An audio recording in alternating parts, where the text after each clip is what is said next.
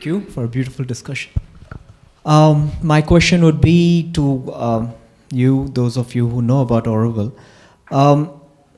You spoke about the three principles of teaching. And then I look at Auroville, which came far after those beautiful three principles, perhaps after 50 years, no?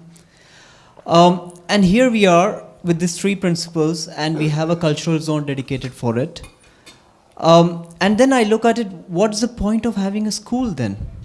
If the entire, taking a cue from what you said finally, a learning community, if we are ourselves a learning community, and each one of us are pursuing knowledge, education, all our life, perfection, then why dedicate a particular place wherein invariably you have people, perhaps they come join the school with right aspiration, slowly as time progresses they lose touch with practice, more and more they are academic.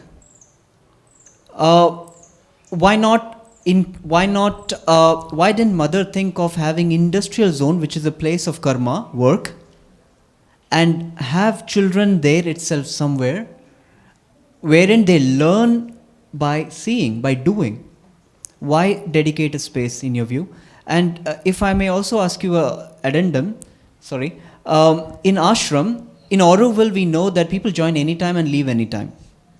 And it becomes all the more difficult because when you're working with somebody, a child from early age, and also with the parents, rightly he said it's a triangle, it's not just children.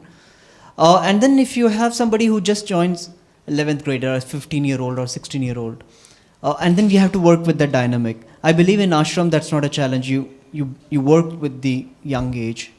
How do you see we can still bring the free progress and keep the spirit alive, even while allowing freely people to join anytime? About the first part, I'd like us to look at the names that Mother gave when she spoke about education in Auroville. So some time back, a bunch of Aurovillians built a school, went very proudly to Mother and said, "We built a school." She said, "Fantastic. What can we call it, Mother?" "The last school."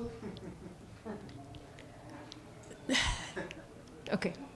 These Aurovillians went back, I think, tail between their legs, a little puzzled. A few days later, some came back and said, "Mother, please, what did you mean?" And so she wrote down names, you could say, of schools, but rather than campuses or buildings, it actually really gives a progression of education. So we begin with last school, right? So the last school would be the place where okay, let me take you through the names first. So you've got last school, then you've got after school. 1, 2, 3. 3 phases, all right. Then we go to super school. And we end with? No school. Okay? So if we begin with, so lovely that you start with the last, you start with the end. Because that's, you could say, if you imagine it as a progression, right, into a learning society or a learning community, you begin with very young children, you could say with the last school, when they need to figure out the very basic skills, capacities, be it in terms of setting up habits in the body, in the vital, in terms of setting up capacities in the mind, right? That's the last school, almost the early years of schooling, we could say, right? Where you just get your basics sorted out a little bit. You learn to handle language a little bit. You learn to handle these things. Then you shift into another phase of development in which you're actually going to begin to apply these learnings in less of in an environment that allows you a little bit more freedom to stretch out and perhaps to figure out, say, I have learned my 3.5 words of Tamil, or hopefully more than that, right? And then I go out and I apply that. I figure it out. I speak with friends. I'm put in, or I put myself in situations in which I start to develop these things from within me, right? So here we can come to after school phase 1, when you're sort of discovering, you're developing something, and then you shift to the second phase. What could be that second phase of after school? When you start to go maybe more in depth, right? So if I take, for example, art as an example of that, because in the school where I work, which is called Last School, but we dive quite a lot in that. So you could say the first moment when you enter into art, what is it that we're trying to look for in art? It's not artists, right? Mm-hmm. It's the capacity to develop beauty, a sense of the aesthetic, and that beauty then translates into a capacity of concentration, of silence, and everything beautiful in every part of the being. So the very first steps, let's say the last school part of that, is just the putting your toe in. Getting the shyness away from picking up a pencil, drawing something. So there's a lot of freedom in the beginning just to get kids or youngsters or even adults, it could be, into contact with the materials, into contact with the possibility of creativity, right?